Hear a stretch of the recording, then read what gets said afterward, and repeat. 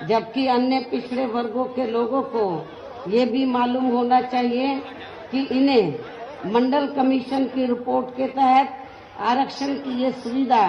केंद्र में कांग्रेस पार्टी की रही सरकार में नहीं मिली है, बल्कि बीएसपी के कड़े संघर्ष एवं अथक प्रयासों से ही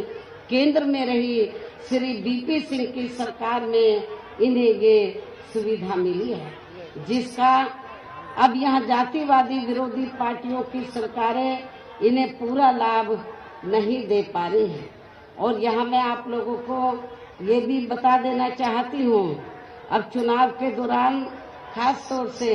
कांग्रेस पार्टी के बड़े नेता ये कहते हैं कि अति पिछड़े वर्ग को पूरा लाभ दिलाने के लिए जातीय जनगणना होनी चाहिए, जातीय जनगणना। लेकिन शायद इन्हें ये मालूम होना चाहिए और अपने लोगों को भी ये मालूम होना चाहिए कि जब अंग्रेजों के जाने के बाद केंद्र में लंबे अरसे तक कांग्रेस पार्टी पावर में रही, तो कांग्रेस पार्टी की हुकूमत के दौरान सबसे पहले पिछड़े वर्ग के लोगों को आरक्षण देने के लिए तो जो सर्वे हुआ था, काका कालेलकर की रिपोर्ट आई, उसे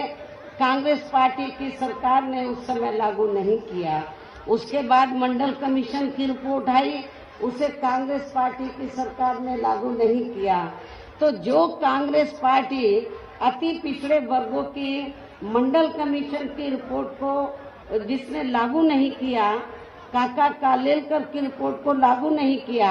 आज वो चुनाव के दौरान पिछड़े वर्गों की वोट लेने के लिए जो बड़ी बड़ी बातें कर रहे हैं जातीय जनगणना की, मेरे ख्याल आप लोगों को इनकी हवाई बातों के बहकावे में नहीं आना चाहिए, खास तौर से पिछड़े वर्ग के लोगों को। और पिछड़े वर्ग के लोगों को